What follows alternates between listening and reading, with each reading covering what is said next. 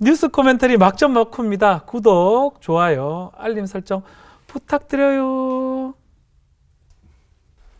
뉴스의 이면을 꿰뚫어보는 본격 속마음 정치 토크쇼 뉴스 코멘터리 막점 막후의 박지훈입니다. 네, 시사하는 개그맨 MC 장원입니다.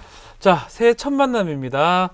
오늘 막점 막후에 젊은 피 두 분 나오셨습니다. 자, 먼저 오창석 평론가님. 네, 안녕하세요. 오창석입니다. 여러분 새해 복 많이 받으시기 바랍니다. 네, 또 장해찬 평론가님 나왔습니다. 안녕하세요. 네, 안녕하세요. 장혜찬입니다. 네. 여러분 오랜만에 뵈니까 너무 반갑고요. 새해 복 많이 받으시기 바랍니다. 웃으면서 해도 될 것 같은데. 네, 네. 미소가 별로 없어요 오늘. 아 저요? 저 네. 되게 기분 좋아요. 그래요. 네. 네. 오랜만에 나와가지고. 네.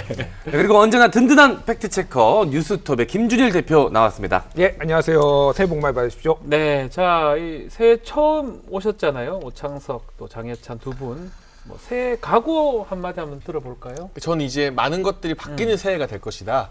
서울시장, 부산시장도 이제 정당이 바뀔 것이고, 그리고 대통령의 이제 지지율 같은 경우도 우리가 지금 3을 보고 놀라고 있는데 네. 앞에 곧 2가 달릴 것 같고 뭐 여러 가지가 많이 바뀌는 새로운 변화를 위한 희망찬 2021년이 될 것 같아서요. 저도 더 큰 각오를 단단히 다지면서 열심히 방송하도록 하겠습니다.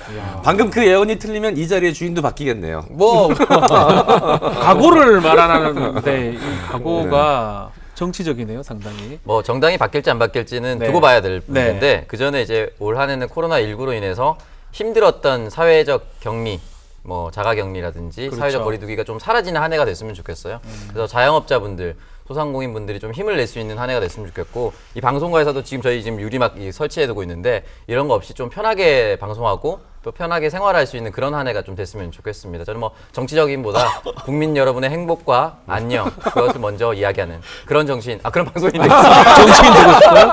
아니 이렇게 좋아요. 나만 쓰레기 만드는 방송이 거예요. 되겠습니다. 이렇게 내가 뭐가 돼 이러면.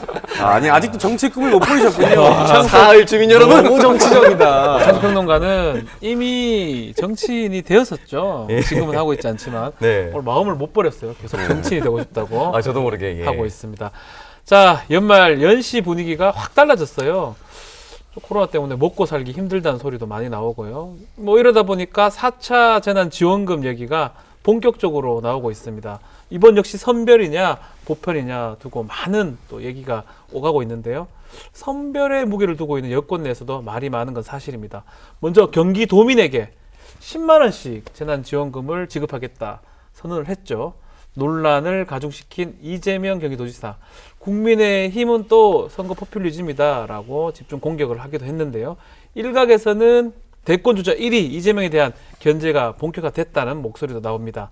자, 4차 재난지원금 둘러싼 정치권의 속내 또 논쟁 막점 막후에서 짚어보도록 하겠습니다. 네, 그런데 네. 아직 2차, 3차 재난지원금도 다 지급이 안 된 상황인데 지난 연말부터 이 4차 재난지원금 이야기가 나오고 있습니다. 이 이유는 뭘까요?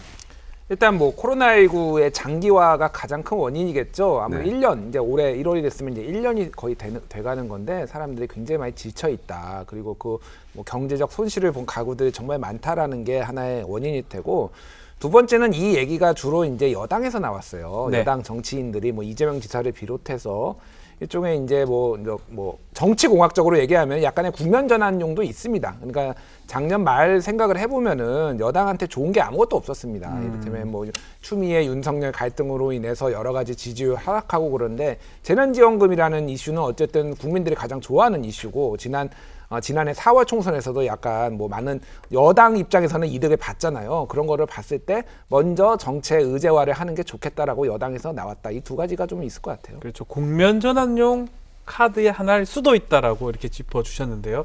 재난지원금 얘기 나올 때마다 계속적으로 반복되는 게 있어요. 선별이냐, 뭐 보편이냐 이 얘기인데, 자, 두 분한테 여쭤볼게요. 우리 장해찬 평론가는 어떻게 선별, 보편 아니면 재난지원금에 대해서 어떻게 좀 보고 계십니까? 일단 네. 그 이재명 지사가 이번에 10만 원씩 전부 경기도민에게 설 전에 준다고 하잖아요. 네. 근데 제가 설까지는 경기도민입니다. 아하. 설 지나면 제가 서울로 이사 가요. 예. 그러니까 저는 받고 이사 갑니다. 그래서 좋아요? 사실 기분이 좀 좋아요. 오늘 뭐 하는 거예요? 그러니까 저도 경기도민. 네. 거기 다 경기도민 아닌가? 그러니까 제가 가고 나서 주면 좀 네. 서운할 것 같은데 딱 받고 딱 줍니다. 가게 됩니다. 그래서 기분은 좋은데 기분 좋은데. 설령 기분 좋다고 해도 예를 들면 저는 코로나 때 저도 물론 타격이 있지만 정말 이 존폐의 위기에 놓인 자영업자나 네. 소상공인에 비하면 방송을 계속 할 수 있기 때문에 그래도 비교적 여유가 있는 편입니다. 네. 그러면 저한테 저희 집에 1인당 10만 원씩 더 줘서 뭐 30만 원, 40만 원 되는 게 저희 가구의 생계와는 크게 상관이 없어요. 그럼 제가 뭐 대단한 성인군자라서가 아니라 지금 동네의 자영업자들이 망하게 되면 네. 뭐 좀 단순화시키자면 그분들이 이제 TV 볼 마음의 여유도 없어지고 TV 안 보면 우리 프로그램 시청률이 떨어지고 네. 그럼 결국 그게 돌고 돌아서 우리한테까지 타격이 오거든요. 네. 그럼 우리 집에서 받을 40만 원을 차라리 내가 안 받고 우리 집 앞에서 가게 하는 분한테 40만 원 더 드릴게요 하는 게 저는 맞다고 보고 그게 궁극적으로 긴 시각에서 봤을 때 대한민국 경제나 제가 먹고 사는 데도 훨씬 더 도움이 된다고 생각하기 때문에 제가 기분 좋게 받는 것보다는 네. 정말 힘든 한계 기업에게 좀 몰아서 집중적으로 선별 지원을 하는 것이 훨씬 더 옳은 방향이 아닌가 하는 생각을 합니다. 선별 지급이 그래도 바람직할 것이다라고 얘기를 하셨어요. 서울 가셔도 네. 사용은 경기도에서 하셔야 됩니다. 아시죠? 가기 전에 다 쓰고 갈 겁니다. 예. 쓰고 갈 겁니다. 그래요. 아, 자, 안 쓰시고 유통 기한이 있죠. 음. 써야 될 기한이 있고 또 지역적 어떤 한계점이 있다라고 하고 있는데 자, 선별 보편 어떻게 보십니까? 사실 저 입장도 충분히 이해가 되는 논리라고 생각을 들고요. 직접 힘든 분들에게 직접 지급하자라는 그렇죠. 논리니까. 근데 이제 따져볼 게 두 가지 정도가 있을 것 같은데 선별하는데 행정 비용이 일단 발생을 합니다. 그 얘기는 항상 나오고 있어요, 그죠? 그러니까 항상 그 우리가 아동수당 줬을 때 얘기를 하는 거잖아요. 10% 상위 10%는 줄 필요 없다라고 했는데 걸러내는 비용이 전체 지급하는 비용과 똑같았다라는 것이죠. 그리고 행정 인력이 또 들어가기 때문에 그 시간적 소요를 대비했을 때는 보편 지급이 좋다라고 얘기가 나오고요. 두 번째는 이제 구간을 나눌 때 네. 어이없는 경우가 발생하는 것이 만약에 월 수입 300만 원인 사람은 못 받고 299만 원인 사람은 받고 이런 구간 획정을 지을 때 조금 불편한 부분이 분명히 발생할 수가 있습니다. 그리고 결정적으로 10만 원씩 다 지급을 했을 때 네. 결국 국민들이 자영업자와 소상공인들에게 쓸 수밖에 없는 상황이거든요. 네. 그래서 소상공인 연합회장들이 나와서 우리에게 월세 뭐 이런 거 지원하는 거 좋다. 하지만 중요한 것은 결국 우리 가게를 방문해야지 우리가 영속적으로 가게 운영을 할 수 있다라고 얘기를 했거든요. 그렇기 때문에 이게 무자르듯이 어떤 것이 좋다라고 보기는 어렵습니다만 당분간 단기적으로 경기 부양책을 쓰기 위해서는 아무래도 보편 지급이 더 낫지 않을까라고 조심스럽게 생각하고 있습니다. 저는 뭐 선별도 하고 보편도 하고 막 다 줬으면 좋겠는데 개인적 생각이에요. 더 주기도 하고 또 일반적으로 주기도 하고 뭐 할 것 같은데 네. 하여튼 얘기가 이 나올 때마다 재난지원금 얘기 나올 때마다 이 얘기는 계속적으로 따라붙고는 있습니다. 네. 이 정세균 총리도 네. 그렇고 홍남기 경제부총리도 그렇고 지금 선별 쪽에 무게를 좀 두고 있는 것 같은데 민주당의 입장은 어떻습니까? 선별인가요? 민주당은? 현재까지 기류상으로는 민주당은 이제 선별로 가려고 하는 것처럼 보입니다. 아직까지 결정은 네. 되지 않았지만 지금 이낙연 당대표도 그렇게 얘기를 했고요. 김두관 의원도 그렇게 얘기를 했고 김종민 최고위원도 그렇게 얘기를 했습니다. 이 정도면 사실은 청와대와 기재부 집권 여당까지 모두 선별로 지금 얘기를 하고 있는 상황인 것 같은데 중요한 건 이제 국민들이 어떻게 받아들일 것이냐라는 것입니다. 지금 이 기조가 유지될 수 있고 조금 더 탄력을 받을 수 있는 것은 아직까지 방역이 끝나지 않았기 때문입니다. 그렇죠. 우리가 아무래도 이 방송이 나가는 상황에 비춰봤을 때 확진자 수가 현저히 줄었다 하더라도 네. 전년과 대비했을 때 동일하게 그러니까 5월, 6월, 전년 5월, 6월만큼 풀려 있는 상황이 아닐 겁니다. 여전히 겨울이고 확진 발생이 언제든지 다시 시작될지도 모르는 상황이기 때문에 시기적으로는 보편 지급을 해서 모든 경제를 다시 확 활성화시킬 수 없는 시기입니다. 아하. 그렇기 때문에 이 이야기에 신빙성이 실릴 수 있으나 만약에 날씨가 조금 더 풀리고 그리고 확진자 수도 현저히 줄어들고 백신까지 유효할 경우에는 다른 상황이 또 전개될 수가 있기 때문에 지금으로 봤을 때 그러니까 단기적으로 봤을 때는 이 기류가 당분간 유지될 수 있다고 봅니다. 선별의 기류다라고 하는데 우리 장혜찬 평론가는 선별적 지원이 맞다라고 얘기하는데 국민의힘은 조금 다른 것 같아요. 또 이걸 갖고 선거 포퓰리즘 아니냐라고 하는데 국민의힘 정확한 입장은 뭐 어떻게 봐야 됩니까? 그러니까 국민의힘이 지금 주는 거예요, 안 주는 거? 재난지원금 자체에 대해서 반대하고 있지 김종인 않습니다. 위원장이 처음 얘기하기도 했고요. 근데 이게 재난지원금을 주더라도 정말 네. 한계 기업에 잘 주자는 게 국민의힘의 아. 적어도 김종인 체제 이후에 일관된 입장인 것 같고요. 네. 그 부분에 대해서는 유승민 전 의원 같은 경우도 이제 공격수 역할을 하면서 네. 이거 보편 지급이 아니라 한계 업종에게 집중적으로 더 많이 줘야 된다. 또 국가 예산에 한계가 있기 때문에 그렇죠. 이걸 무조건 다 주는 게 능사는 아니라고 하고 있는데 지금 민주당 기류 설명해 주셨지만 사실 1차는 보편 지급했었잖아요. 그렇죠. 그 이후로 근데 지금 선거 이후로 민주당에서는 뭐 정세균 총리도 그렇고 당 지도부도 그렇고 이낙연 대표도 선별 지급 쪽으로 가닥을 잡고 있어요. 그 부분에 대해서는 오히려 지금 민주당 주주와 국민의힘 주장이 좀 일맥상통하는 바가 있습니다. 이재명 지사가 아니다 그래도 나는 다 주는 게 맞다고 어떻게 보면 개인 플레이를 하고 있는 셈인데 네. 그렇다면 국민의힘은 선별 지급을 하되 민주당이 과거 1차에서 보편 지급을 했던 것이 총선을 앞두고 사실은 일종의 선거용으로 국민들에게 돈을 뿌린 것이 아니냐 이런 비판을 하고 있는 것이고 그때 이 논쟁이 한번 불거졌을 때 민주당에서 아니 선별 지급 아까 오창석 평론가가 말한 것처럼 여러 단점들이 있기 때문에 보편 지급해야 된다고 했는데 지금은 그럼 왜 말이 바뀐 것이냐. 그럼 1차에 대해서는 도대체 무슨 논리로 보편 지급을 한 것이냐. 여기에 대해서 이번에 장관으로 영전한 한정혜 전 정책위원장이 이런 말을 했습니다. 언론과 네. 인터뷰에서 사실 그거는 선거도 앞두고 있었고 그런 정치적인 측면이 좀 있었다. 스스로 자인하는 발언을 했거든요. 그럼 이 중요한 재난지원금 문제를 정치적으로 먼저 쓴 부분에 대해서는 민주당이 한 번 정도 그건 우리 실수였다고 인정을 해야만 앞으로의 논의에서도 야당의 적극적인 협조를 기대할 수 있고 이 선별이냐 보편이냐 확실하게 국민들한테 기준을 제시할 수 있지 않을까 싶습니다. 실수라고 뭐 이렇게 정확하게 얘기하지 않았지만 그 당시에 효과는 상당히 있었다고 지금 보지 않습니까? 정치적 부분은 뭐 빼더라도요. 뭐 경기 진작 효과에 대해서는 어떨지 모르겠습니다만 그 당시에 코로나가 바로 끝났다면 어느 정도 효과가 있었다고 판단할 수 있겠지만 계속되고 있습니다, 결과적으로 지금도. 2차 유행, 3차 네. 유행 계속되는 상황에서 뭐 노래방이나 유흥업종 같은 경우는요.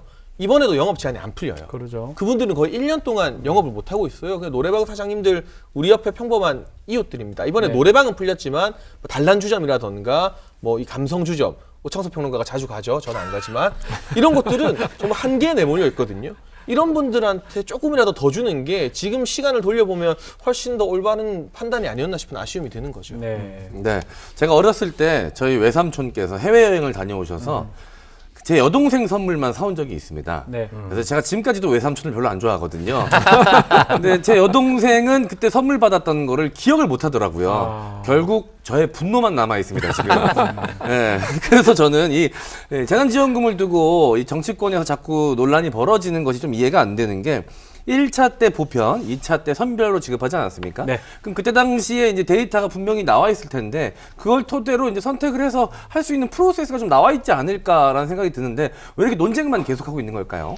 저도 굉장히 아쉽게 생각하는 부분이에요. 이를테면 이제 다른 나라들은 어떻게 하고 있나 이런 사례들을 우리가 보면 참고를 할 수는 있거든요. 예를 들면은 미국 같은 경우에는 뭐 가구별로 뭐 $1,000씩 이렇게 네. 꽂아주고 뭐 그럼 $600, $1,000 뭐 금액은 계속 바뀌는데 근데 뭐 미국은 워낙 뭐 돈이 많은 나라기도 하고 뭐 달러를 무한정 찍어내니까 그래서 지난달에 1,000조 원을 예산을 만들었어요. 그래서 미국 같은 경우에는 뭐 그런 식으로 하고 뭐 일본 같은 경우에는 지금 이제 방역으로 인해서 문을 닫는 가게들한테 업소한테 6만 원씩 문을 닫으면 하루에 6만 원씩 65만 원 정도죠? 60만 원 뭐 예, 대충 우리한테는, 10배라고 예. 하면은 60만 원이라고 하고 한 달에 문을 안 열면은 그러니까 1,500만 원을 주는 거예요. 네. 그러니까 사실은 방역이라는 게 이런 거예요. 그 누군가는 피해를 보고 누군가는 손해, 그러니까 뭐 한 달 하면은 그 손해를 보는 사람한테 국가가 메꿔줘야 될 의무가 있는 거예요. 그렇죠. 근데 이거는 재난지원금하고는 또 별도의 문제입니다. 근데 우리가 이거를 다 섞어가지고 지금 재난지원금에 뭐 보편적 이런 거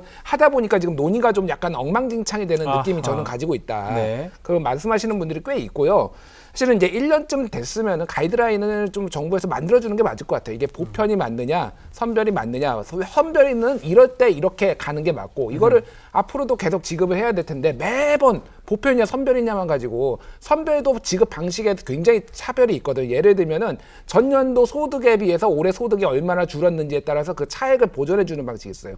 호주라든지 이런 데들이 그렇게 합니다. 근데 뭐 이런 다양한 방식들에 대한 고민은 없고 계속 이 도돌이표처럼 네. 이번에는 보편이냐, 아하. 이번엔 선별이냐 이게 정치권한테 정부와 정치권한테 굉장히 아쉬운 부분이라고 할 수 있죠. 그렇죠.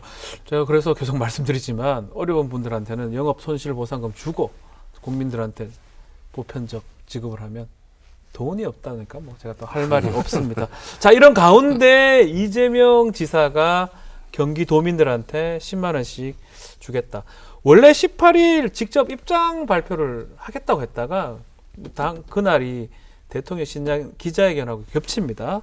그래서 뭐 또 좀 입장 발표를 안 하겠다, 늦추겠다라고 하는데 뭔가 좀 달라진 게 있습니까? 어떻습니까? 일단 뭐 문재인 대통령이 18일에 네. 신년 기자회견을 가졌는데 4차 재난지원금에 대해서는 논의하기는 아직 이르다. 이르다 했어요. 근데 이거 같은 경우에는 이제 사실은 뭐 이재명 지사가 하는 거는 도 차원에서 하는 거지 뭐 네. 이제 4차 재난지원금하고 직접적인 관련은 없지만은 다들 그냥 읽히고 있죠. 그렇게 4차 재난지원금이 임박했구나 약간. 네. 그래서 이게 이제 취소한 배경은 사실은 이제 문재인 대통령의 신년 기자회견하고 겹쳐서 이거를 주의가 분산되기 때문에 도 차원에서 그렇게 미루기로 했다라는데 이미 잡을 때부터 어느 정도 겹칠 거가 예상이 됐던 그게 상황이에요. 몰랐던 건 아니죠. 그 몰랐던 날짜가 몰랐던 이미 건 아니겠죠. 있었잖아요. 네. 예. 근데 약간 주목을 받기 위해서 그런 건 아니냐라는 이제 관측들이 나와요. 전격적으로 취소를 하면서 그러면서 당에 또 협조하는 모습을 보여주는 거 이런 것들이 있는데 왜 그러냐면은 그 일련의 과정들을 보면은 지난 4일에 네. 이재명 지사가 기재부 장관하고 300명 의원한테 이 전 국민 보편 지급 해달라라고 편지를 보냅니다. 메일 보냈죠. 예, 네. 메일을 보냈어요. 그리고 10일에 홍남기 부총리가 화수분 아니다. 재정, 국가재정. 그러면서 선을 그으니까 12일에 게으른 것 아니냐. 약간 공격성 발언을 하고 13일에 뭐 이를테면 김종민 최고위원이 네. 또 뭐 여러 뭐 좀 지적을 하고 네. 김누관 의원도 지방정부는 중앙에 협력해야 되고 그래서 약간 불협화음이 나는 모습처럼 보이니까 이제 한 발 물러서면서 하는 건데 이게 원래 잘합니다. 이재명 지사가. 소위 말해 히트앤런. 밀당 같아요. 밀당. 밀당인데 지난번에 예를 들면은 예. 장사치도 그렇게 하지 않는다라면서 동천하지 말자라고 했다가 예. 또 당에서 강한 비판이 나오니까 약간 한 발 후퇴하는 모습 보였거든요. 원래 이재명 지사가 의제를 던지고 약간 그렇게 밀당하는 거를 굉장히 잘하는 네. 거로 이제 볼 수가 있겠죠. 자, 뭐 그럼에도 지금 말씀하신 것처럼 문재인 대통령 신년 기자회견에서 4차 재난지원금 논의 시기상조라고 선을 그었습니다. 뭐 이렇게 되면 이재명 지사 입장에서는 지금 경기도 도민한테 지급하는 10만 원 부담이 될 수도 있을 것 같아요. 정평론가. 네, 일단 이 부분에 대해서는 네. 분명히 부담이 있을 거라고 저는 생각이 들고 네. 아직까지는 정치적인 싸움이라고 보긴 좀 어려운 것이 시기적으로 말씀드렸다시피 아직 코로나 확산세가 감소했다 한들 네. 한풀 완전히 꺾였다라고 보기 어렵습니다. 그렇죠. 그러니까 사실 정치에서 가장 중요한 것이 대의 명분인데 명분상 아직 끝나지 않았다. 아까 장혜찬 평론가 말씀드렸지만 여전히 풀리지 않은 자영업자 업종들이 있습니다. 네. 그리고 단위 면적당 인원수를 제한했기 때문에 풀린 카페나 식당이 있다 하더라도 완벽히 이제 재개됐다라고 보기는 어렵거든요. 그렇기 때문에 방역이라는 이야기를 들이밀면 네. 여기에 대해서 다른 논의를 하기가 좀 어렵습니다. 그렇기 때문에 이 부분에 대해서는 한풀이 꺾였다 하더라도 장기적으로 완전히 사라질 주제는 아니라고 저는 생각이 들고 네. 일단 대통령이 방역 확실하게 더 잡겠다라고 얘기를 했기 때문에 이 부분에 대해서는 일단은 당분간 기조를 같이 맞춰가는 것이 지자체장으로서의 저는 역할이라고 또 생각합니다.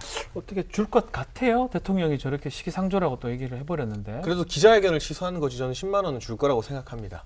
그게 무슨 말이죠? 그러니까 기자회견 아하. 발표하는 기자회견만 취소하는 거지. 그거만 취소하고 지금 10만 원 안 주겠다고 말한 건 아니에요. 그러니까 돈은 줄 추후에 것이다. 다시 또 뭐 여러 가지 어떤 이벤트를 구상할지는 모르겠습니다만 10만 원 지급을 도민들에게 설전에 내가 하겠다고 했는데 그걸 다시 취소할 정도의 어떤 선택을 이재명 지사가 하진 않을 것 하진 같아요. 않을 것이다. 그러니까 이재명 지사 지금 숨고르기를 하고 있고 저도 뭐 히트앤런 전략이라는 데 동의하고 있는데 네. 항상 결정적인 순간에서 지금 여당 내 야당 역할을 합니다. 이 친문 주류들과는 좀 결이 다른 메시지 계속 던져요. 네. 그런데 이 반발의 수위가 임계점을 넘어가겠다 싶으면 갈등 관리를 하는 거죠. 어떻게 보면 이번 기자회견 취소 같은 경우는 갈등 관리의 일환이고 네. 홍남기 이 기재부 장관 같은 경우 경제부총리는 친문 정치인은 아니죠. 관료 출신입니다. 관료죠. 네. 그러니까 이 재난지원금 문제 가지고 강하게 싸우다가 정세균 총리가 굉장히 센 말을 하거든요. 네. 단세포적이다. 사실 이거면 이재명 지사 평소 캐릭터라면 막 붙을 만도 한데 문재인 정부의 총리이고 민주당 내에서 상당한 또 정치적 어른 아니겠습니까? 네. 양보합니다. 정세균 총리 말 일리가 있다. 이렇게 완급 조절을 하는데 그러나 분명한 건 이 완급 조절 가운데서도 이재명 지사의 포지션은 여당 내 야당이라는 것. 나는 기존의 어떤 친문 정치인들과는 다른 실행력이나 정치적 아젠다를 가지고 있다는 걸 계속 과시하면서 본인의 지지율을 끌어올리는 데 성공하고 있기 때문에 네. 일단 기자회견 접는 것 정도 내가 양보할게. 근데 내가 우리 도 예산으로 돈 주는 것까지는 뭐라 하지 마. 이게 지금 이재명 지사의 기조라고 개인적으로 판단을 합니다. 치고 빠지고 세 분 다 그렇게 조금 평가를 주셨는데 그럼에도 불구하고 대통령의 얘기는 경기도한테 부담이 좀 될 수도 있을 것 같기도 한데요. 지급은 계속 될 거다 이렇게 보고 있는데 뭐 김준일 기자 그렇게 보십니까? 예, 지급은 해야죠. 이미 10만 원씩 뭐 하겠다라고 선언을 한 상황인데, 네. 그러니까 이거는 선을 긋는 거죠. 4차 재난지원금이 논의하기에 이르다라고 대통령이 얘기를 했다라면 네. 그거에 대해서 발언은 자제를 하지만은 적당한 타이밍에 어찌됐든 지금의 도민들의 어려움을 외면할 수가 없어서 경기도에서는 지금 뭐 지원을 하겠습니다라고 갈 수밖에 없어요. 이미 그렇게 얘기를 했는데 그렇죠. 지금 만약에 안 주면은 이재명 지사는 좀 이상한 정치인이 될 가능성이 있어요. 사실은. 오히려 네, 오히려 이상한 정치인이 될 수밖에 없는 거죠.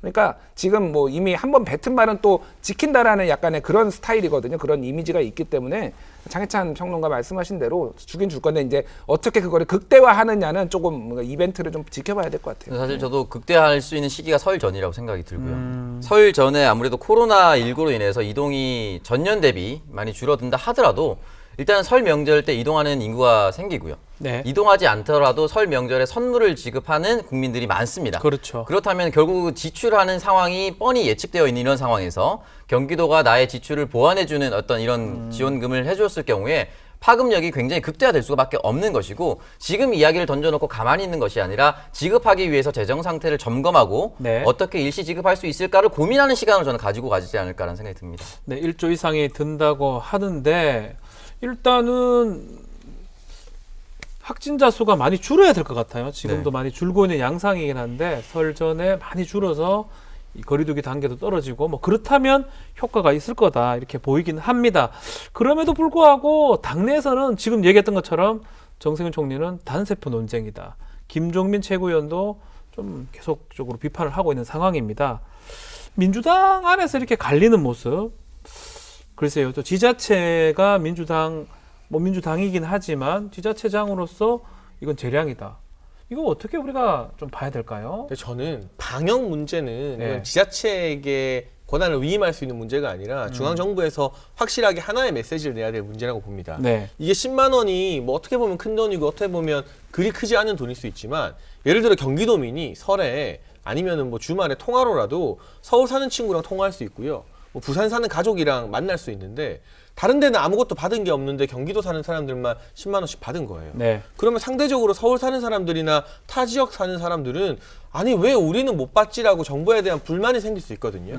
이런 불만, 상대적 박탈감부터 일관된 방역 기조 시민들의 협조를 흐트러뜨리는 아주 작은 빈틈이 될 수 있다는 측면에서 줄 거면 다 주고 정말 안 줄 거면 선별해서 줄 거면 확실한 기준을 세워서 한 개 기업에게만 뭐 소상공인에게만 줘야 되는 것이지 특정 지역을 딱 갈라가지고 경기도는 다 주고 서울이나 뭐 충청도나 전라도 뭐 경상도는 안 준다. 네. 이렇게 되어버리는 건 방역 당국의 어떤 이 방역 기조 그리고 우리 국민들이 보이고 있는 위대한 어떤 정부에 대한 협조 공조에 빈틈과 균열을 만들 수 있다는 점에서 저는 대단히 안 좋다고 보고요. 어허. 정치적으로는 이게 이재명 지사에게 엄청난 플러스 효과가 될 겁니다. 네. 사실 경기도민들 같은 경우는 타 지역 대비 어떤 세금 낸 거 체감할 수밖에 없어요. 네. 그리고 이재명 지사를 평소에 안 좋아하던 분들도 지난번에 경기도에서 전국에 주던 것보다 훨씬 더 많은 양의 지역 화폐를 직접 지급했거든요. 받았었죠. 막상 쓰니까 다 좋다고 이야기해요. 네. 저만 해도 사실 그거 쓰는 게 쏠쏠했습니다. 호의적으로 사람 마음이 좀 바뀔 수밖에 없습니다. 그러나 정무적 이득, 정치적 이득을 떠나서 국가 전체를 바라봤을 때 시민들의 공조에 균열을 일으킬 수 있다는 점에서 전 이 부분은 민주당 지도부나 대통령이 강한 리더십을 발휘해서 자제시키는 게 맞다고 생각합니다. 뭐 그럼에도 불구하고 지자체장이고 정부고 또 이재명 지사가 그 이전에 충분히 당에 요청을 했고 또 지금 SNS 글을 보면 당에서 당론이 형성될 때까지 뭐 자신은 할 수밖에 없다라고 뉘앙스로 하고 있거든요. 또 영남이나 호남의 지자체장들도 이런 움직임이 보이고 있긴 합니다. 네, 일단 이 부분에 대해서 좁게 보면은 네. 민주당 내의 갈등으로 보일 수도 있고요. 그렇죠. 그리고 명확하게 따지면은 현재 권력과 미래 권력의 싸움으로 보일 수도 있습니다. 아, 권력 싸움이다. 왜냐하면 이재명 경기도지사가 이제 차기 대권 주자 지지율에서 굉장히 높은 링크를 네. 계속해서 하고 있기 때문에 근데 그게 좁게 보면 그런데요. 전 넓게 보면은 실이 될 것이 없다라고 생각이 드는 것이 잃을 게 없다. 결국은 민주당 내 싸움입니다. 어허. 어떻게 보면은 당내 싸움이다. 민주당이 이런 선택을 했고 어떤 민주당의 사람은 이렇게 선택을 했어요. 네. 경기도에서 효과가 있으면 이 민주당 사람이 한 것이 잘된 결과로 갑니다. 그리고 이것을 만약에 정부가 받았을 경우에는 결국은 민주당이 해낸 거거든요. 네. 그렇기 때문에 작게 보면은 이제 민주당 내 갈등으로 보이나 길게 봤을 때는 이런 이슈라고 하죠. 네. 이슈 파이팅 자체가 민주당 내에서만 일어나고 있는 것이기 때문에 아. 길게 봤을 때는 크게 실이 될 것이 없고 또 하나는 결국은 팬데믹인 것인데 네. 경기도에서 자체적으로 이렇게 재난지원금을 지급해서 또 다른 팬데믹 현상이 발생했다라고 하면 네. 엄청난 실점이 되겠죠. 하지만 이 돈을 풀었다고 해서 추가적인 팬데믹 현상이 발생하지 않고 경제 상승만 일어났을 경우에는 오히려 경제 상승이 됐다면 그러면 네. 사실 이제 실점이 될 것이 없다라고 봅니다. 아, 그러면 크게 봤을 때는 득점이 크다. 오. 네. 아까 장해찬 평론가가 이재명 지사의 역할이 여당 내 야당이다라고 이야기를 했는데 또 전선이 묘하게 좀 흐르는 기류도 있습니다. 야당은 그렇다면 좀 이재명 지사 편을 들어야 될 텐데 아닙니다. 유승민 전 의원 같은 경우에는 한 입으로 두 말한다. 뭐 트럼프식 포퓰리즘이다. 뭐 이런 식으로 이제 집중 공격을 했습니다. 진짜 이재명 지사의 발언이 과거와 현재 뭐 좀 다른 측면이 있습니까? 그러니까 뭐 그렇게 해석될 것처럼 보이는 발언들이 있지만은 일관됐어요, 사실은. 어떻게 보면은 보편적 지급을 해야 되지만은 지금 상황이 정 그렇더라면은 선별적 지급도 뭐 내가 용인할 수밖에 없다 이런 거지.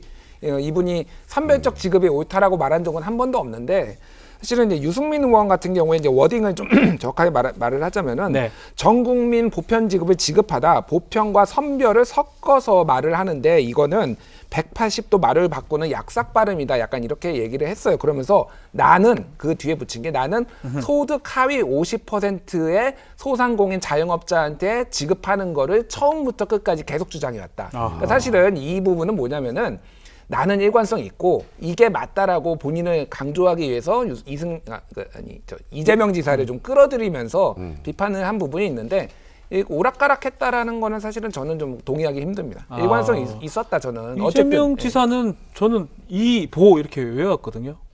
보편을 항상 했던 것 같아요. 태정태세 문난세 외우듯이. 예, 선별을 했던 적이 한 번도 없었다고 저는 생각이 드는데 뭐 저 정확하게는 저는 다 찾아보지 못했지만 저는 호로 지어드렸습니다. 어떻게? 보편 이재명이라고.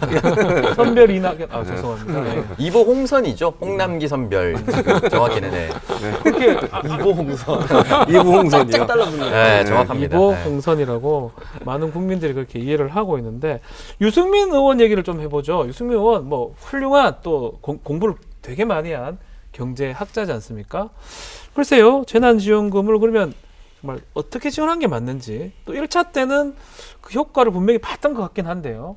근데 그 1차 효과에 대해서도요. 네. 이 사람마다 판단의 기준이 좀 다르고 바로 이 1차 효과를 가지고 이재명 지사와 이 국책연구원인 조세정책연구원 사이에 한판 붙는 일이 일어났거든요. 그렇죠. 이 연구원에서 이 국책연구원은 문재인 정부에서 세금 받는 연구원입니다. 그런데 이런 1차 시기에 어떤 보편적 긴급재난지원금의 경제 진자 효과가 그렇게 크지 않다는 취지의 보고서를 내놓았고 여기에 대해서 이재명 지사가 강하게 반발하면서 뭐 이런 연구원도 공부 더 해야 된다, 뭐 심지어는 문 닫아야 된다는 취지의 그런 말까지 하면서 감정 싸움 기조로 번지기도 했었어요.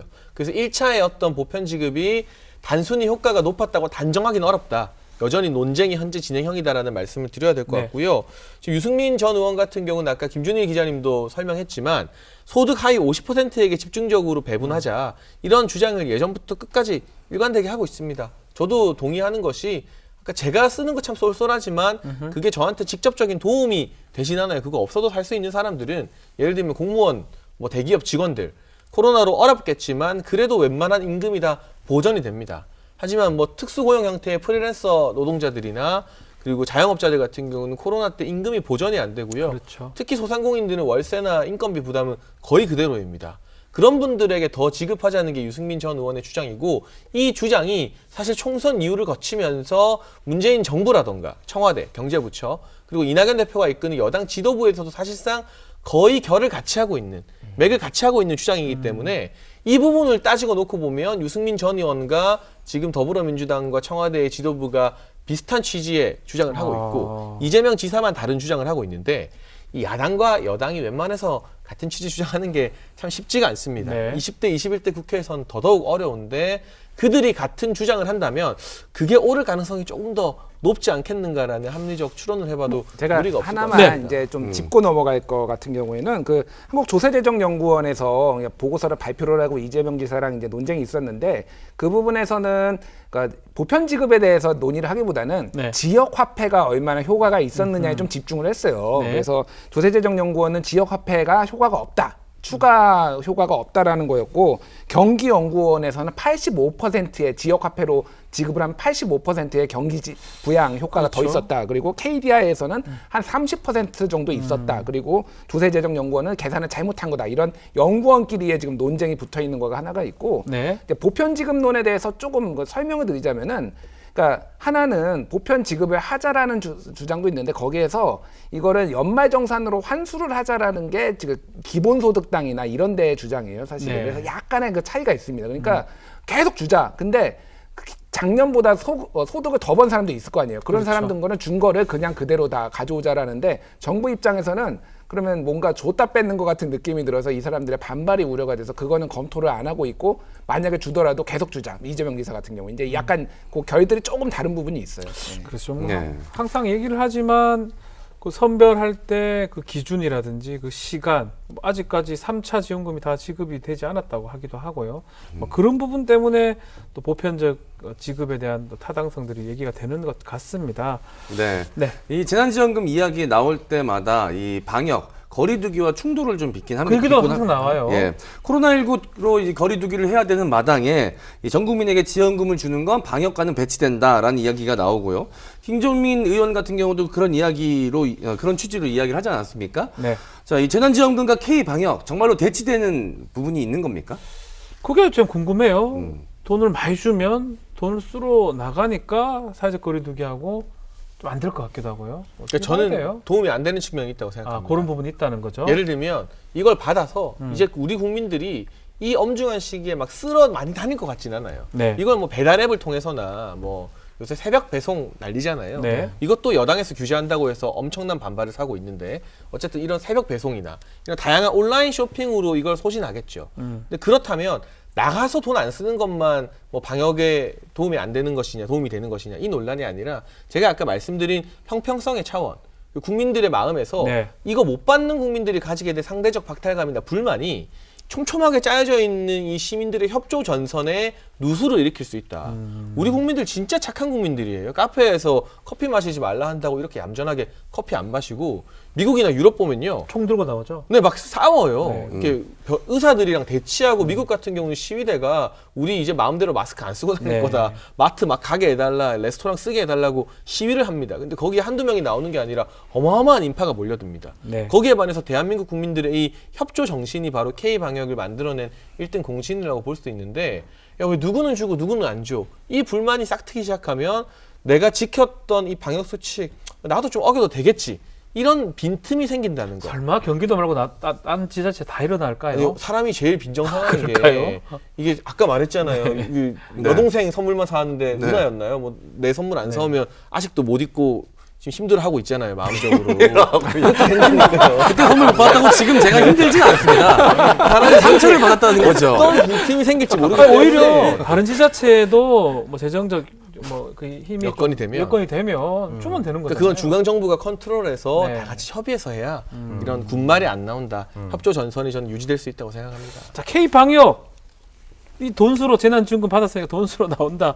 막 이재명 지사는 우리 국민이 그렇게 철부지냐 뭐 이런 얘기도 했던 것 같은데 네. 어떻게 보십니까? 일단은 뭐 수도권 기준 코로나 확진자 수를 많이 네. 발표합니다. 그리고 타 지역을 비교하면은 사실 타 지역에 많이 발생해도 30명을 거의 넘는 날이 없었어요. 인구수도 적고요, 훨씬. 네, 그러니까 네. 1000명 기준을 계속 넘었다 하더라도 타 지역에서 단일 지역에서 30명이 넘었던 적이 거의 없었습니다. 그렇죠. 예, 그런 것을 비교해 봤을 때 경기도 같은 경우는 1380만이고 서울이 그보다 훨씬 더 좀 적은 1000만이 약간 붕괴됐다 이런 기사가 나왔었는데 비교를 했을 때 면적도 훨씬 넓고 이제 인구도 많음에도 불구하고 서울에 비해서 확진자 수가 훨씬 적었더라면 네. 이재명 지사에서는 좀 용기를 낼 수가 있는 상황인 것이고 또 하나는 사실 이제 지방자치제가 조금 돼야 된다, 정착이 돼야 한다라는 것은 결국 지방자치단체장이 스스로 결정하고 재량껏 할 수 있는 것들이 많아져야 된다는 것입니다. 그리고 그 해당 지자체별로 달라야만 선별성이 생기는 것이고 그리고 그 지역에 살아야 하는 이유가 될 수도 있는 겁니다. 또는 그 사람을 뽑아야 하는 이유가 될 수도 있는 부분인 것이죠. 그렇기 때문에 막연히 1000명대 갑자기 풀겠습니다라고 얘기하지 않았고 네. 감소세가 이어지는 상황 그리고 감소세가 어느 정도 괜찮다라고 발표가 되는 그런 상황. 그리고 지금 대통령이 질병관리청장에게 백신에 대해서 어떻게 백신 접종할 것인가 전권을 준다라고 얘기를 하지 않았습니까? 네. 아마 그런 메시지가 어느 정도 유효할 경우에 아마 움직일 것이고 그런 다음에 움직인다면 이런 반발은 최소화될 수 있을 거라고 생각합니다. 네, 저도 그렇고 많은 현대인들이 그런 얘기 하지 않습니까? 숨만 쉬어도 몇백 나간다고? 소비 아무것도 안 하고 집에서 숨만 쉬어도 1, 200, 2, 300 그냥 나갑니다. 네. 근데 몇십만 원 준다고 나가서 돈을 쓸까요? 그냥 조금, 아주 조금 숨을 편하게 쉬겠죠. 네, 저는 그렇게 생각이 듭니다. 그러니까 그냥 그러니까 쓸 수 있는 기한을 조금 늘려주면 돼요. 그러니까 네. 이거를 촉박하게 쓰면은 뭐 굉장히 코로나 상황이 안 좋은 상황에서도 나가 써야 되는데 우리 국민들 현명하잖아요. 그래서 좀 나아진다라고 하면은 적절하게 방역 당국이 메시지도 주면서 이렇게 하면은 충분히 컨트롤 가능하다고 보여집니다. 뭐 돈을 준다 해가지고 뭐 우리 국민들이 아니면 경기도민들이 막 나가서 쓰진 않을 것이다. 뭔가 요건을 걸어놓으면 될 것이다라고 이렇게 얘기를 해주셨습니다. 자, 재난지원금 참 얘기가 많은데 결국은 지금 여권 내 대권 경쟁 아니냐 이런 얘기가 지금 나오고 있는데 또 이재명 때리기도 그런 어떤 모양새다라고 하고 있습니다. 만약 이게 앞으로 향후 대권 과도하고는 또 어떻게 연결이 될까요? 이재명 지사한테 유리한 건가요? 어떤 건가요? 무조건 남는 장사입니다. 이건. 아, 이건 남는 겁니까 무조건? 무조건 남는 장사예요. 왜냐하면은 아, 그런 장사가 세상에 있군요. 남는 게 없다라고 뭐 맨날 장사 하시는 분들이 얘기하는데 이거는 네. 이재명 지사한테 무조건 남는 장사인 게 네. 일반적으로 여론조사를 해보면은 보편적 그 지급이 더 높아요. 더 훨씬 약간씩. 높아요. 예. 예. 뭐 이게 상황에 따라서 비슷하거나 다르죠. 예. 좀 높거나 그러면은 여기에서 나 홀로 대표 선수예요. 다른 사람들이 잠깐 들어왔다가 빠진 적도 있지만은 그렇죠. 보편 지급하면 아까 뭐 이보 뭐 이렇게 해서 이보 하셨잖아요. 이보홍선. 이거는 굉장히 큰 자산이다라고 네. 할 수가 있는 거고 어찌 됐든 두드려 맞든 뭐든 이재명 지사의 이름이 계속 언론에 나온다라는 거는 정말 좋은 일이죠. 그리고 이제 그 여당에서 특히 고민은 이재명밖에 없다라는 거예요. 지금 뭐 주요 소위 말하는 선수들이 다 지금 낙마를 하거나 어려운 상황이잖아요. 네. 그래서 지금 다른 선수들을 어떻게 만들 것인가가 지금 가장 큰 화두가 됐다. 그런 차원에서도 이제 같이 보고 있는 거죠. 이 이슈를. 예. 어쨌든 저쨌든 간에 이거 뭐 남는 게 손해 볼 게 없는 장사다. 그래서 무조건 이재명 지사한테 유리할 것이다라고 얘기를 주셨는데 뭐 그럼에도 불구하고 민주당하고는 계속 갈등 모양새거든요. 이 상황을 이재명 지사로서는 조율은 해야 될 것 같아요. 네, 지금 이미 기자회견 취소하고 이런 것들 네. 자체가 저는 조정 상황이라고 생각이 들고요. 결국은 말씀드렸다시피 이 방역이 어느 정도 되는 것인가. 네. 그러니까 식당 같은 경우는 거리두기가 좀 제한되고 좀 완전히 풀릴 수 있는 그런 상황까지 간다고 했을 경우에는 자연스럽게 민주당에서 지금 가장 먼저 내세우고 있는 방역에 최우선을 할 때다라는 명분이 사라지게 됩니다. 네. 그런 경우에는 아마 갈등 조정이 당연히 될 수밖에 없는 상황이고 그때는 사실 민주당에서 막을 수 있는 명분도 없고요. 막는 게 오히려 더 이상하겠죠. 그렇죠. 그러면은 민주당을 지지하는 경기도민들이 또 반발할 수가 있습니다. 그렇기 때문에 그 상황 전에 자연스럽게 시기가 조율이 될 것이라고 생각이 들고 만약에 이 상황이 지금 확진자 수가 갑자기 다시 폭증하는 상황으로 간다라고 하면 이재명 지사도 스스로 얘기하기 어려울 겁니다. 그렇죠. 그렇기 때문에 이 부분에 대해서는 결국은 코로나19 확산세가 가장 중요한 포인트가 될 것이라고 생각합니다. 이건 너무 단세포적인 질문인데요. 이렇게 여당 내에 이렇게 갈등이 있으면 국민의힘은 좋은 겁니까? 글쎄요. 그런데 사실 이 갈등이 뭔가 민주당의 어떤 중심축을 흔드는 수준이 아니라 저는 이재명이라는 정치인의 존재감을 계속 키워주는 갈등이 되고 있는 것 같아요. 예를 들면 이게 이재명 지사에 반하는 또 다른 주자가 정말 비등비등한 어떤 지지율을 유지하면서 이 갈등이 사실상 전면전 내지는 내전 수준으로 형성이 될 때 아니 쟤네는 떡줄 사람 생각도 안 하는데 그래 되기를 바라는 거죠, 국민의힘. 대통령 그렇겠죠, 국민의힘 네, 입장에서는. 네. 근데 지금 같은 경우를 보면 그게 아니라는 거죠. 생각보다 이낙연 대표의 존재감이 많이 약해졌어요. 아하. 당대표가 된 이후에. 네. 그렇다 보니까 이재명 지사가 이렇게 히트앤런 툭툭 치고 빠지면서 계속해서 지지율도 올라가고 몸집도 불려가고 자신감도 좀 키워가는 것 같거든요. 네. 실제로 이 광주의 지역구를 둔 민영배 의원 같은 경우는 공개적으로 이재명 지사 지지 선언을 하기도 했습니다. 네. 근데 민영배 의원이 문재인 정부 청와대에서 비서관까지 하고 나온 그러니까 청와대 출신이에요. 그러니까 문재인 정부 청와대 출신이라면 당연히 친문 후보를 지지해야 되는 게 우리가 일반적으로 생각하는 상식일 텐데 네. 대선 아직 경선 시작도 안 했는데 일찌감치 이재명 지사 지지 선언이나 다름없는 말을 공개적으로 했습니다. 이 분위기가 그런데 민주당 안에서 많이 가속화되고 네. 뭐 이재명 지사가 어떻게 보면 확고부동한 1위 주자가 됐을 때 이걸 친문 주류가 용납하지 않고 새로운 인물을 좀 띄우면서 이재명 지사를 끌어내리려 할 때 저는 그때가 좀 민주당의 진정한 위기이자 시험대가 될 것 같고 아직까지는 이재명 지사가 이 혼란스러운 국면에서 점수를 혼자 따고 있는 그런 상황이 아닐까 싶습니다. 지금 말씀하신 것처럼 이재명 지사의 대권 주자 잘 가려면 계속 얘기를 하지만 친문을 극복을 해야 된다. 당내 친문 세력하고 또 끌어안아야 된다. 같이 가야 된다. 이런 얘기들을 항상 하고 있어요. 네, 어떻게 일단은 봅니까? 뭐 기본적으로 그것 때문에 대통령 당선이 된다라기보다는 결국 대통령 후보가 되기 위해서는 당내 경선을 뚫어야 되는데 흔히 말씀하셨던 이제 친문 세력이란 표현, 이 친문이란 표현이 지금 민주당 내에 차지하고 있는 지분이 절대적입니다. 주류라고 보면 되죠. 그러니까 뭐 주류라고 볼 수밖에. 대통령 안 친한 사람 없을 거예요, 민주당 내에. 그냥 주류 세력이라고 네, 표현하면 사실 될 뭐 것 같아요. 김부겸 장관도 네. 당시 장관 시절에 저도 친문 아닙니까? 청와대 그렇죠. 첫 개각 때 들어간 사람이다. 모든 사람이 그렇게 얘기를 했었고 사실 다른 사람과는 비교하기 어려울 정도로 문재인 대통령 인생에 있어서 네. 사실 흔히 말해서 속된 말로 깔 게 없어요. 그러다 보니까 사실은 지금 그 어떠한 대통령보다 높은 개인에 대한 지지율을 가지고 있어요. 네. 그러다 보니까 이 부분에서 이 진영을 이탈하고 싶지 않은 부분이 분명히 있을 것이고 그 대통령이 좋아서 입당한 지지자들과 당원들이 많습니다. 그러다 보니까 이 명칭이 이제 친문으로 되어버렸는데 네. 그렇다면 그 지지자들의 마음이 지금 문재인 대통령만큼 깨끗하고 뭔가 하나 허점, 결점이 없는 이 사람 마음처럼 움직일 수 있을 것인가 이재명 지사한테 이 부분이 남아있기 때문에 결국은 저는 올 여름까지 네. 이 지지자들이 이재명 지사에게 가는 합리적인 통로가 생기지 않는다면 대선 예비 경선이 어려울 것이라고 보고 지금 이재명 지사 같은 경우는 여러 가지 대법원 판례 무죄로 나오긴 했으나 네. 지금 내세울 수 있는 것은 문재인 대통령처럼 개인사가 아니라 정책밖에 없습니다. 그렇다면 그때까지 정책, 사람 잘 모르겠는데 이 사람 맡기면 정책과 내 인생이 바뀔 것 같다. 아하. 이런 믿음이 생긴다면 좀 더 다른 반전 계기가 생길 수도 있다고 생각합니다.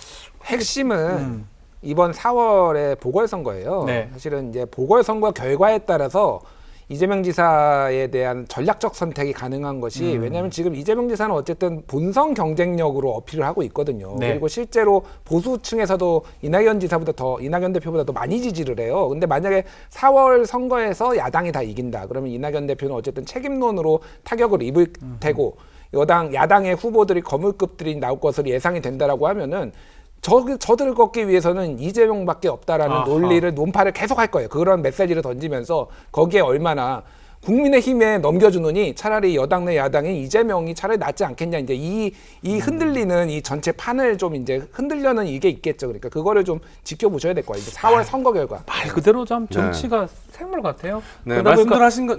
지금 당장 뭐 어떻게 할 수는 없을 것 같고 뭐에 따라서 다 달라지지 않을까 생각이 듭니다. 네, 이 말씀들 하신 것처럼 최근 들어 이낙연 대표의 지지율이 좀 많이 빠졌습니다. 네.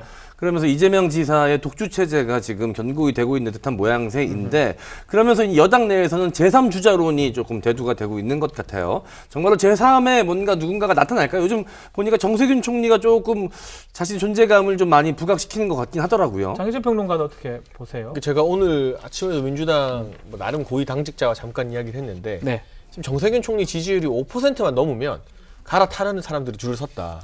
이낙연 대표에서. 그런데 5%가 잘 안 넘어요. 9%가 안 넘는다. 네, 사실 이 정세균 총리는 기자들이나 언론인들 그리고 정치권에 있는 사람들이 참 좋아하는 정치인입니다. 그런데 그런 정치인들이 대성한 사례가 잘 없습니다. 바로 비슷한 케이스가 손학규 전 대표인데 기자들이 가장 좋아했던 정치인이었어요. 경기도 지사할 때. 그렇죠. 근데 이상하게 대중적인 인기가 폭발하지 않았었습니다. 정세균 총리도 저는 좀 비슷한 캐릭터라고 보여지는데 이분은 의도적으로 친문이 만들어서 띄울 수 있느냐. 저는 정치는 누가 만들어서 되는 게 아니라 정말 시대 흐름도 타고나야 되고 본인이 뜨는 거라고 보기 때문에 이 마의 5% 내진 10% 구간을 돌파하면서 친문으로 하여금 그래도 정세균 총리가 우리 대체제가 될 수 있다는 판단을 받을 수 있을까. 이게 또 코로나가 변수인 게 코로나 상황이 좀 정리가 되면 정세균 총리가 이게 내 손으로 진두지휘해서 코로나 정리했다고 대선 경선에 출마할 명분이 생깁니다. 그런데 이제 7월부터 민주당의 대선 예비후보 등록 일정이 시작되는 걸로 알고 있는데 지금 국면을 보면요. 백신 놓고 해도 7월까지 과연 안심할 만한 사태가 될 수 있을까? 또 다른 유행이 없을까? 장담을 못해요. 근데 6월이나 7월에 만약 또 다른 집단 감염이나 4차, 5차 유행이 터져버리게 되면 정세균 총리가 그 현장을 놔두고 경선에 뛰어드는 것 자체가 명분이 없어집니다.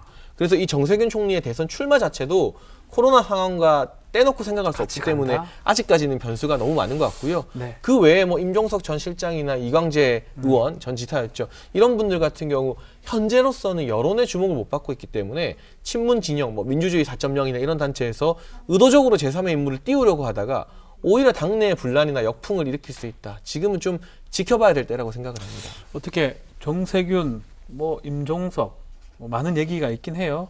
제3의 인물. 저는 네. 기본적으로 이제 정세균 총리는 코로나 방역이 성공한다 하더라도 좀 어렵다고 보는 것이 어렵다. 그것이 오로지 정세균 총리의 덕이라고 할 수 있을 것인가. 만약에 코로나 방역이 여름 6월에 기적처럼 끝난다 하더라도 네. 만약에 여론조사를 합니다. 1등 공신 누굴 것인가. 전 정은경 천장이 나올 것 같아요. 정윤 나온다고요? 아니, 그러니까 정은경 후보로? 천장이 1위, 아, 깜짝이야. 1등 공신으로. 그렇죠. 1등 1등 공신으로. 공신으로 정은경 천장이 나오지 정세균 총리가 나올 나오진 가능성은 않을 저는 없다고 것이다. 봅니다. 그렇기 때문에 이 부분에 대해서 코로나 방역이 잘 된다 하더라도 정세균 총리의 공이 공으로 돌아가긴 어렵다. 분명히 공이 있다 하더라도. 네. 그렇기 때문에 이 부분에 대해서는 흔히 정치인들이 어떤 선거를 출마하면 저도 했었지만 두 가지 조사를 합니다. 뭐죠? 첫 번째는 인지도 조사를 하고요. 두 번째는 호감도 조사입니다. 예. 그 호감도 조사는 내가 저 사람이 출마했을 때 찍을 것인가 말 것인가. 제가 출마했을 때 인지도 17% 나왔습니다. 그럼 낳는 거 아닙니까? 조경태 후보 80% 나왔고요. 상대가 안 되네요. 저는 그때 멈췄어야 합니다. 아, 어머니 죄송합니다. 그때 몰랐어요. 19대 뒤집을 수 무사사예요. 골든 크로스를 생각했거든요. 네, 근데 19대 어쨌든 무사. 정세균 총리 인지도는 높을 겁니다. 높죠, 다 알죠. 그러나 호감도에서 많이 떨어질 겁니다. 이 호감도가 대통령 지지율이에요. 호빵 같은 호감도가 있지 않나요? 그러니까 사람 좋은 것으으로 우리 미래 권력을 맡길 수 있을 것인가. 사실은 저는 정세균 총리의 화려한 이력이 대선 후보로서의 리스크가 될 거라고 봅니다. 아, 입법부 수장했죠. 그렇죠. 총리했죠. 다 했어요. 근데 대통령까지 행정부 수반까지 간다는 것이 요즘 이력 수집하는 것도 아니고 이양하는 거 다 하는 것. 그리고 그렇게 생각할 수도 있는데 네. 결국은 돌아봤을 때 그럼 그 사람이 그 수장이었을 때 무엇을 했느냐. 대표 공약과 대표 슬로건이 나와야 되는데 네. 정세균표 정치가 무엇인지는 잘 안 나와 있습니다. 그렇기 때문에 이 부분에 대해서 정세균 총리가 대통령이 됐을 때 무언가가 나와야 되는데 네. 그것이 잘 안 보여요. 그렇기 때문에 저는 결국은 본인 스스로가 출마를 할 수 있을지언정 본선 후보가 되긴 지금 적어도 이재명, 이낙연 후보에 비해서는 경쟁력이 좀 낮아 보이는 것이 사실입니다. 네, 너무 목소리 크게 얘기를 하니까 혹시나 들으면 저는 이제 전 이제 나름 연애 전문가이기 때문에 네. 연애 이론을 좀 대입해 보자면 네. 사람들이 그런 심리가 있습니다. 이제 한번 키가 큰 연인을 한번 만나면 네. 그 다음에는 조금 키가 작고 아담한 그럴 수도 연인을 있죠. 찾게 됩니다. 왜냐하면 네. 반대되는 이미지. 머리가 좀 긴 연인을 만나면 그때는 좀 약간 짧은 머리에 보이시한 이미지를 찾기도 하고 약간 반대로 가는 네. 경향이 있거든요. 근데 사람 좋은 이미지로는 끝판왕을 한번 만나봤습니다. 문재인 대통령이 사실 사람 좋고 이런 걸로는 인덕이 높은 걸로는 최고지 않습니까? 네. 근데 정세균 총리가 약간 그런 측면에서 비슷한 부분이 있어서 약간 오히려 반대의 이미지, 좀 더 강인한 이미지를 좀 찾지 않을까라는 생각이 저 나름 이제 연애 전문가라서 연애 이론 한번 대입해 봅니다. 연애 이론을 대입하니까 이재명 지사가 딱 떠오르는데요. 아니 그 결론 그건 내놓고 한 아닌가요? 얘기는 아니고요. 예. 그렇습니다. 여기 친 이재명 방송이었군요. 아니요, 친문 방송인 줄 알았는데. 다른 후보가 나올 가능성이 저는 더 높다고 보고 네. 오히려 지금 하마평에 올라와 있는 본인 스스로는 안 한다고 했지만 네. 임종석, 정세균 두 사람을 극단적으로 비교했을 때는 임종석 전 실장이 더 가능성이 높아 보입니다. 물론 본인은 안 한다고 했지만. 자, 재난지원금 관련해서 또 선별이냐, 또 보편이냐, 또 경기도에는 10만 원씩 또 지급이 된다고 합니다. 또 이 관련해서 이재명 지사의 향후 행보, 또 정부하고 뭐 갈등 부분, 여당 내 갈등, 또 야당 여기까지 짚어봤습니다. 자, 문재인 대통령 신년 기자회견에서 이 말씀을 하셨죠. 사면. 지금 말할 때가 아니다. 이거 어떤 뜻입니까? 말했어요 벌써 이낙연 대표가. 근데 말할 때 아니다. 뭐 어떻게 되는 겁니까 이거? 일단 뭐 예상됐던 거예요. 왜냐하면은 1월 1일에 그 페이스북의 신년 뭐 인사, 네. 그리고 1월 7일이었나요? 신년 인사회, 그리고 1월 11일에 신년사. 여기에서 일관되게 나왔던 메시지들이 하나가 있는데 네, 사면 얘기를 안 꺼냈어요. 네, 안 했어요. 아예 정치라는 단어도 없었습니다. 거기에 정치라는 단어도 없었고, 이게 무슨 얘기냐면은 지금 이거에는 거리를 두겠다. 그래서 뭐 탈정치 선언을 한 해 만에 무슨 언론 보도가 나왔는데 그것도 그거를 나왔었죠. 예. 선언을 하든 하지 않든 이런 거에 거리를 두겠다라고 이미, 그래서 저 답변은 이미 예상된 상황이었어요. 그래서 청와대에서도 그 전에 박근혜 대통령 그 대법 확정 판결 났을 때도 촛불 정신 얘기를 하면서 거리를 뒀거든요. 그러니까 저거는 뭐 이낙연 대표가 실제 얼마나 대통령하고 교감을 했는지 여부는 알 수 없으나 부인하고 있으니까 어찌됐든 거리를 둘 수밖에 없는 상황이다. 네. 그리고 선거를 앞두고는 더더욱 안 된다라고 했다라면은 가능성은 뭐 사면을 하는 시기는 여러 개 번이 있잖아요. 8.15 8.15. 가능성이 있다라면은 네. 8.15 이르면은 8.15 예. 아니면은 연초, 내년 연초인데 그때도 대선이 있긴 하거든요. 근데 어찌됐든 그때는 지금보다는 훨씬 좀 덜 부담스러울 거다. 왜냐하면은 그 박근혜 대통령은 사실 3년 9개월인가 있었는데 사람들이 느끼는 거는 이제 대법 확정 판결이 나서 이제 들어간 것 같아요. 네. 사실은 전두환, 노태우 2년 1개월 있었거든요. 네. 그런데도 바로 들어갔으니까 이게 약간 오래 있었던 것 같은 느낌이 있는데 이거는 지금 너무 사람들의 체감으로서는 받아들일 수가 없다라는 정도인 것 같아요. 이명박 너무 짧게 있었던 거 아닙니까 지금? 1년 조금 더 있었다고 봐야 근데 되나요? 저는 뭐 기본적으로 고령의 전직 대통령들이 구속되어 있는 것 자체가 국가적으로 좀 비극이라고 생각을 하고요. 뭐 어쨌든 형에 대한 판단은 대법원이 내렸으니 확정이 된 건데 네. 형에 대한 판단과 별개로 우리가 그런 이야기 많이 하잖아요. 여의도 문제 너무 서초동으로 많이 넘기는 감이 있다. 그러니까 국회에서 일어난 문제 다 법원으로 넘기게 되면 그래서 검찰의 힘이 너무 막강해지는 측면도 있는 거거든요. 네. 그런 차원에서 이 국민적 판단을 받았다면 정치적인 판단으로 이걸 풀어주는 건 또 현직 대통령만 할 수 있는 네. 특권이기 때문에 글쎄요. 8.15는 조금 오히려 제가 봤을 때 이를 것 같고 내년 이제 신년, 그러니까 2022년 신년을 기해서 사면이 이뤄질 가능성이 조금 있다고 저는 봅니다. 그리고 오늘 이제 오늘은 아니죠. 네. 이게 녹화 날짜와 생방 날짜가 헷갈려서. 그리고 18일자. 이번 주 네. 문재인 대통령이 신년 기자회견을 보게 되면 사면 지금 논의할 때 아니라고 했지만 이낙연 대표가 그렇게 말한 부분에 대해서 본인이 충분히 이해한다는 투로 말을 했어요. 체면을 그렇습니까요? 세워줬어요. 이거 뭐 나는 듣도 보도 못한 소리다 이런 게 아니라 그 이야기의 충 정도 내가 이해하는데 지금은 대법원 확정 판결이 난 지 너무 얼마 안 돼서 국민적 동의가 좀 더 필요하다는 뉘앙스였거든요. 아하. 문재인 대통령의 메시지 네. 자체가. 결과적으로는 뭐 이낙연 대표의 면을 세워준 것도 있지만 이러한 국면에서 보면 두 사람 사이에 아무 공감대도 없었던 것은 아니겠구나. 일정 약간의 공감대는 있었겠구나 하는 추론을 우리가 해볼 수 있는 것이고. 어쨌든 간에 사면이 저렇게 얘기를 해버리면 뭐 말씀은 그렇게 하지만 이낙연 대표 대선 주자에서 조금씩 멀어진다 이런 느낌도 들기도 하는데 그건 아닙니까? 근데 지금 지지율이 많이 흔들리고 있죠. 아. 그리고 무엇보다 이 주류라고 할 수 있는 친문 당원들의 반발을 예. 감내해야 했기 때문에 정치적 타격이 상당했던 건 부인할 수 없는데요. 제3 후보 띄우는 문제 좀 어렵다고 말씀 많이 드리지 않았습니까? 네. 정세균 정세균 총리도 그렇고 나머지 후보들도 그렇고. 그러면 저는 결과적으로 재보궐 이후에 친문들이 선택을 해야 된다고 봅니다. 네. 본선에서 조금 못 믿어도 이낙연을 믿고 가느냐 음흠. 아니면 이재명에게 힘을 실어주느냐. 근데 저는 이 구도에서 결과적으로 당내의 주류 세력은 이낙연 대표의 손을 잡을 가능성이 높다고 봅니다. 네. 왜냐하면 과거에 정동영 후보가 대선 후보 나왔을 때 그때 이명박 대통령과 대선에서 맞닥뜨렸잖아요. 그렇죠. 그 당시에 반대편이었던 지금의 유시민 이 노무현 재단 이사장이나 이런 분들은 이명박이 대통령 돼도 나쁘지 않다는 취지로 말을 했어요. 아 진짜요? 그 정도로 당시에 당내 갈등, 경선에서의 갈등이 정말 어마어마하게 불거졌기 때문에 정확히 말하면 한나라당이 대통령 돼도 나쁘지 않다. 뭐 이런 취지의 말이었던 걸로 기억을 합니다. 이 정동영 후보 측과의 그만큼 감정의 골이 깊었었거든요.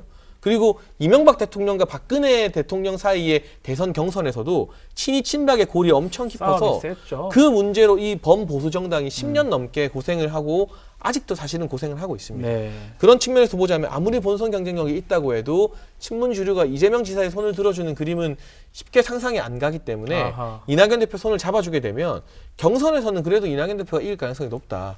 왜냐하면 언론 보도를 보니까 민주당 권리당원의 58%가 호남에 적을 두고 있다고 합니다. 네. 그럼 호남 출신의 이낙연 대표가 경선에서 압도적으로 유리할 수밖에 없는 현실이기 때문에 그 방향으로 흘러갈 가능성이 높아 보입니다. 뭐 아직 멀어진 건 아니다 이 말이네요. 대선 뭐 아직까지 주자에서. 시간이 많이 남아 있고요. 네. 일단 말씀하셨다시피 아까 전에 4월 재보궐 선거 결과가 굉장히 중요할 것이라고 생각이 들고요. 그 부분에 있어서 과연 이낙연 리더십이 어떻게 연장선으로 보일 것인지 또는 마침표로 보일 것인지 일단 그때 한번 판단이 내려질 것 같고 제3의 후보가 등장할지 안 할지라고 언급하는 것 자체가 사실은 이낙연 대표에겐 치명타입니다. 그러니까 이낙연 대표가 안 되니까 제3의 후보가 나온다는 거잖아요. 그렇죠. 이 단어 자체가 네. 나오는 것이 이미 이낙연 대표에게는 큰 치명타로 갔기 때문에 그렇다면 보통 대선 후보들은 어떤 플랜을 짜느냐? 싱크탱크를 출범해서 대표 공약을 얘기하고 네. 그 대표 공약으로 어떤 대한민국을 만들겠다로 이어집니다. 그럼 이런 부분에 있어서 이재명 지사보다 훨씬 더 괜찮은 것을 어필할 수 있다면 여전히 저는 기회가 남아있다고 생각을 하고 또 하나 제3의 후보든 제4의 후보든 이런 플랜을 가동했을 때 또 한 번 더 소구력 있는 후보가 나올 수도 있다. 여전히 탄생할 수 있는 시간적인 여유는 충분하다고 생각이 들고 네. 박근혜 대통령 사면 관련해서는 저는 올해는 어렵다고 보고요. 내년에 포인트 하나가 있는 것이 뭐죠? 만 70세 고령이면 형 집행 정지 가능하죠. 네. 내년 2월 2일 박근혜 대통령 생일입니다. 네. 그러니까 2월 2일 이후에 만 70세가 돼요. 생일 선물 주는 거예요? 생일 선물이라기보다는 그래도 고령으로 인한 형 집행정지는 얘기해 볼 수 있는 상황이다. 근데 올해는 좀 어렵지 않을까라는 생각이 듭니다. 너무 1년 일찍 얘기한 택이네요. 아, 이낙연 그렇죠. 대표가. 내년까지 나오고 싶다는 얘기를 돌려서 한 겁니다.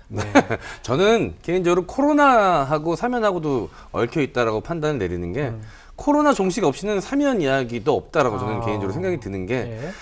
대부분의 국민들이 이 코로나 국면에 있어서 본인의 개인적인 자유를 많이 포기했습니다. 심지어 생계에 위협이 있는데도 불구하고 나라에서 정한 방역 수칙에 따라서 다 지켜냈습니다.